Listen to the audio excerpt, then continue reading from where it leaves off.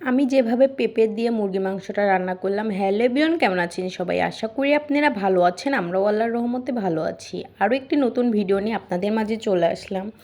আজকে পেঁপে দিয়ে মুরগির মাংস রান্না করব। মশলাটা কিন্তু আমি ভালো করে কষিয়ে নিয়েছি, দেখতেই পাচ্ছেন।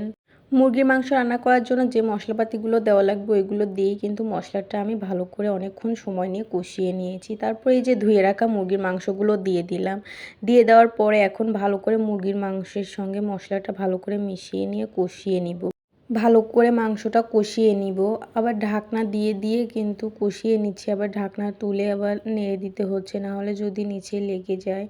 আর মাংস এদিকে আমি কিন্তু ভালো করে কষিয়ে নিব। যেহেতু হচ্ছে আজকে আমি পেঁপে দিয়ে মাংস রান্না করব, সেই জন্য আগে মাংসটা ভালো করে কষিয়ে নিব। আর আমার ছেলে মুরগির মাংসটা ভালো করে কষানোই হয়নি। আমার ছেলে এসে বায়না করতেছে তাকে মাংস খেতে দিতে হবে। এরকম মাংস দিলে সে খেতে পারবে না বলতেছি, তারপরও শুনতেছে না। তারপর এই যে ধুয়ে রাখা বড় বড় করে পেঁপে কেটে রাখছিলাম, পেঁপেগুলো দিয়ে দিলাম। এই ফার্স্ট টাইম আমি পেঁপে দিয়ে তারপরে মুরগির মাংস দিয়ে রান্না করতেছি। কোনো মাংসই আমি পেঁপে দিয়ে কখনোই রান্না করিনি, এই ফার্স্ট টাইমই রান্না করতেছি। কেমন হবে জানি না।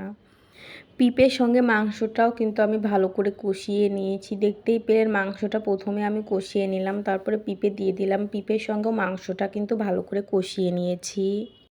পেঁপে মাংস একসঙ্গে কষিয়ে নেওয়ার পরে তারপরে যে ঝোলের পানি দিয়ে দিলাম। এখন রান্না করে নিব পেঁপে আর মাংসটা। আর পেঁপে সিদ্ধ হতে বেশি সময় লাগে না, রান্না কিন্তু তাড়াতাড়ি হয়ে যাবে। আর পেঁপেও হচ্ছে তাড়াতাড়ি সিদ্ধ হয়ে যাবে, সেই জন্য লাস্টেই পেঁপে দিয়েছি। দিয়ে ভালো করে কিন্তু মাংসের সঙ্গে কষিয়ে নেওয়ার পরে যে পানি দিয়ে দিলাম, এখন রান্না করে নিব। মাংস রান্না কিন্তু কমপ্লিট। দেখতে পাচ্ছেন কি সুন্দর একটা কালার এসেছে তরকারি। আর ফার্স্ট টাইম আমি পেঁপে দিয়ে মুরগির মাংস দিয়ে রান্না করেছি। রান্নাটা খেতে এত মজা হয়েছিল কি বলবো। আর হচ্ছে রাইস কুকারে পোলাওটা রান্না করে নিয়েছি। পোলাও রান্নাটাও কিন্তু সুন্দর হয়েছে। মাংস রান্নার ফাঁকেই কিন্তু আমি পোলাওটাও রান্না করে নিয়েছি।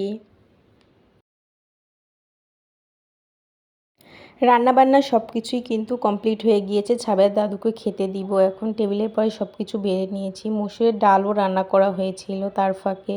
মসুরের ডাউল, তারপরে যে পোলাও রান্না করেছি, তারপরে মুরগির মাংস রান্না করেছি পেঁপে দিয়ে। এই তো আমার শ্বশুরকে খেতে দিয়েছি। ছাবের দাদু নামাজ পড়েই খেতে বসে পড়েছে। ছাবের দাদুও খাচ্ছে, বলতেছে তরকারিটা খুবই মজা হয়েছে। প্রশংসা পেলে কিন্তু ভালোই লাগে। আর এই যে ছাবের দাদু খাওয়ার পরই আমরা প্লেটে ভাত বেড়ে নিয়েছি। আমি ছেলে মেয়েকে নিয়ে খাবার খেয়ে নিব।